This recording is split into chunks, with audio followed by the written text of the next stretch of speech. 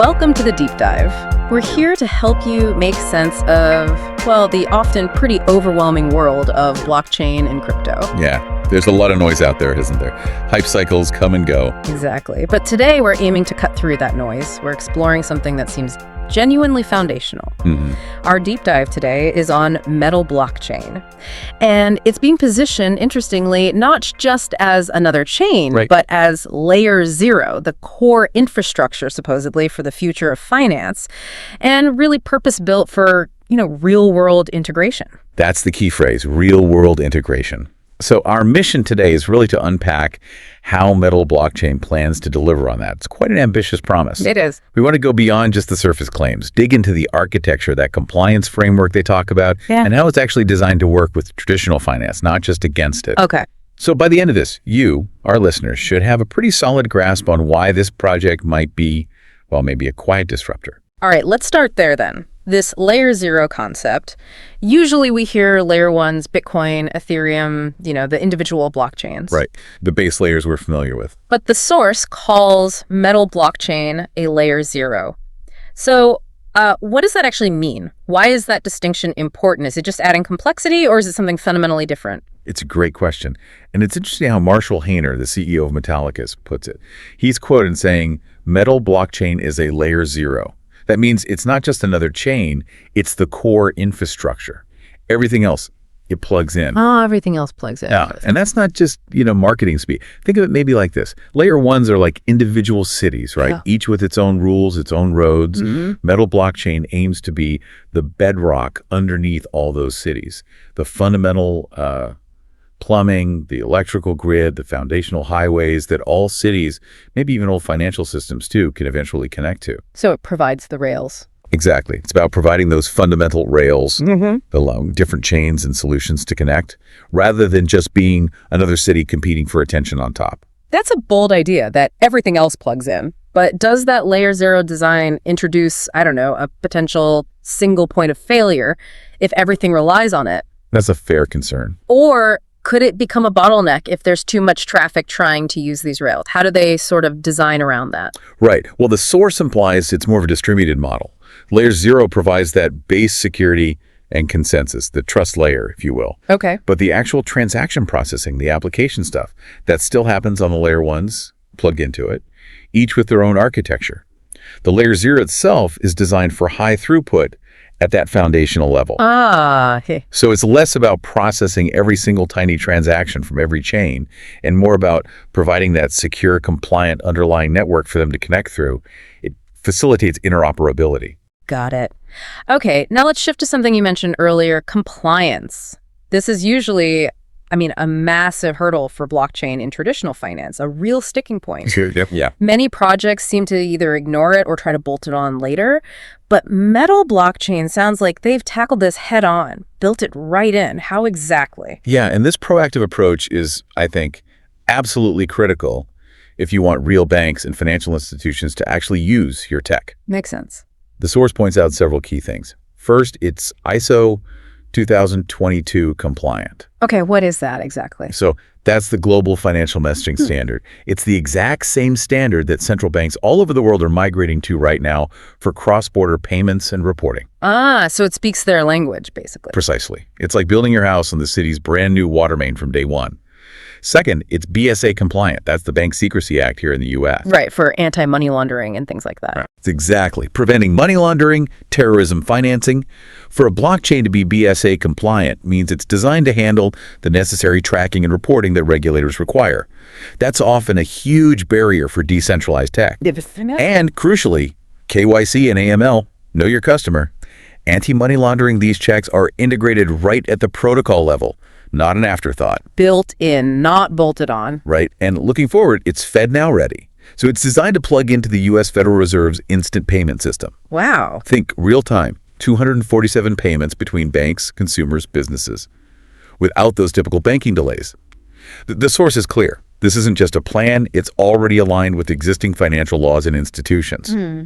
That level of embedded compliance is, well, it's non-negotiable for the big players. They simply can't operate outside those rules. That level of regulatory integration is, it's impressive. And you can see why institutions would find that appealing.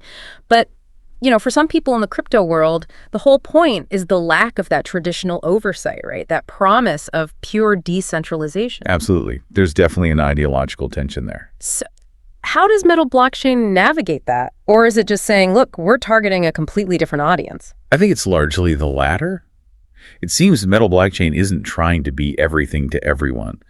By building for compliance, by integrating with those existing financial rails, it's pretty clearly signaling its target market. Regulated institutions, businesses, fintechs that have to operate within those legal frameworks. Right. While some protocols chase pure anonymity, Metal seems to be making a pragmatic choice. It's about bridging the gap, offering blockchain's benefits, speed, efficiency, transparency within the regulated system, not trying to burn it all down. Okay, that makes sense. So given this, robust, compliant foundation you've described, how does it actually work in practice? Is it just one big chain, or are there specialized parts for different users, like consumers versus big banks? The source mentions specific tokens and platforms. Yeah, it's definitely not monolithic. It's designed as an ecosystem with specific components. First up, there's XPR. That's the token for the consumer chain, also called the Proton Network. Okay, Proton, heard of that. Right.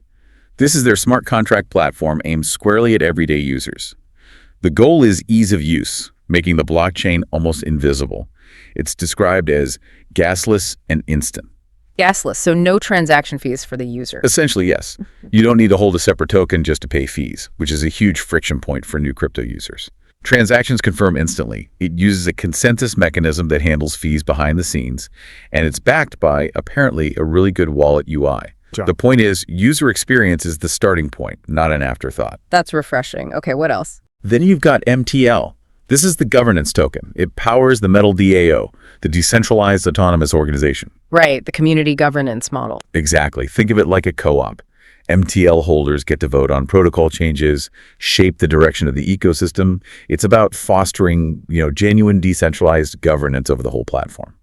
Okay, so consumer chain governance. What about the institutions you mentioned? For them, there's LowEnd.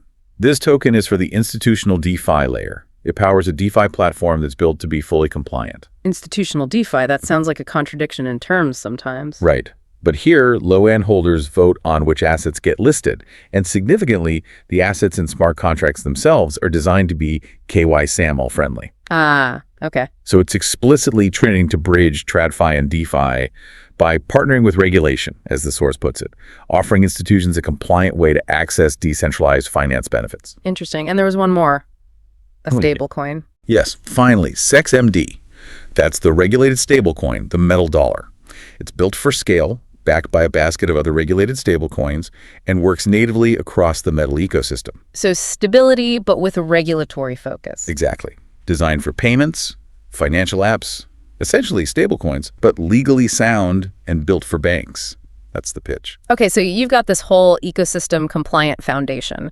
But like we said, adoption is key. It's one thing to build it, another to get the big players on board. Our source mentions some significant partnerships. Indeed. And that interoperability piece, connecting with the existing financial giants, is really where the rubber meets the road. The source names two heavyweights. Who are they? First, Jack Henry. They provide core banking software and digital solutions to, get this, over 8,700 financial institutions across the U.S. Wow, that's a lot of banks. A huge footprint. Yeah. Second, Temenos. They're global modernizing core systems for over 3,000 banks in more than 150 countries. So major players in the background infrastructure of banking. Exactly. And the crucial point the source makes is that both these companies already work with the type of infrastructure Metal Blockchain provides. Ah, so it's not a completely alien concept to them. Right. It's not asking them to rip everything out and start over with some wild new tech. It's about integrating into systems and frameworks they already understand and use. That makes the path to adoption much, much smoother. It's integration, not revolution, from their perspective. That makes a huge difference. And it ties into something else. The source mentioned this idea of a silent surge since July 4th. It doesn't sound like the usual crypto hype cycle chasing the next meme coin. No, it absolutely sounds different. What does that silent surge mean in this context? Well, the source suggests that the assets within the metal ecosystem have been steadily rising, but not because of, some viral tweet or speculative frenzy. Right. It's rising, supposedly, because the architecture is sound, the regulatory pieces are in place, and adoption is beginning. So real usage driving value. That's the implication. A silent surge suggests growth driven by fundamentals. Maybe it's increasing transaction volume from those institutional partners moving beyond pilots. Maybe it's growing user numbers in the compliant parts of the ecosystem. It points to a different growth model entirely. Less retail FOMO, more foundational value being built and recognized. Precisely. It's that idea of building the solid, compliant infrastructure first, and then attracting organic, sustainable growth rather than just relying on marketing hype to pump the price. Okay, so if we bring this all together, what we've really unpacked today is that Metal blockchain is positioning itself very differently. Not just another crypto project fighting for attention. Yeah, it's aiming to be that regulated, scalable, layer zero foundation. Built specifically, it seems, for real-world institutions, banks, fintechs, the ones ready, or maybe needing, to transition into using blockchain technology compliantly. Right. It's about owning the rails of that new financial system, not just building another app on someone else's tracks. It's about constructing that bridge, really, between the financial systems we have now and, well, a potential future that integrates blockchain in a compliant, institutional way. That seems to be the core vision. Which leaves us, and you listening, with maybe a provocative thought to chew on. What's the real sign of significant innovation in a space like this? Is it always the loudest project, the one with the most hype?